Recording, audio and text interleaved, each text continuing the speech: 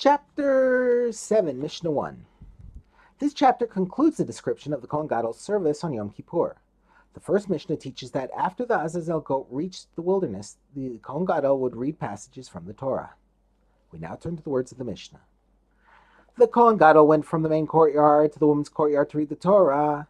If he wanted to read when still dressed in the white linen garments of the Yom Kippur service, he may read while dressed in those garments. And if he did not want to read in those garments, he may read in his own white robe. The Torah scroll from which the Kohen Gadol read was kept in a synagogue next to the temple courtyard.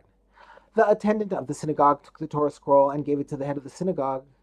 The head of the synagogue gave it to the deputy Kohen Gadol, and the deputy Kohen Gadol gave it to the Kohen Gadol, and the Kohen Gadol stood and received it from him, and read from the Torah when standing.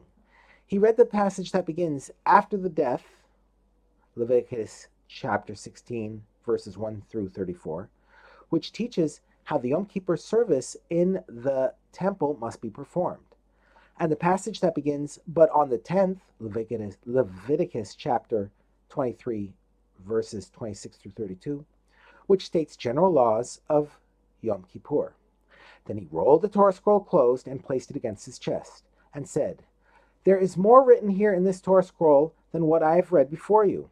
Then he recited by memory the passage that begins, and on the 10th, which is in the book of Numbers, chapter 29, verses 7 through 11, which describes some of the offerings brought on Yom Kippur. Having concluded the Torah reading, the Kohen Gadol recited blessings. And he recited over it these 8 blessings: for the Torah, for the temple service, for the thanksgiving, for the forgiveness of sin. And he recited a blessing for the temple separately, and for the people of Israel separately, and for the Kohanim separately, and for the rest of the prayer.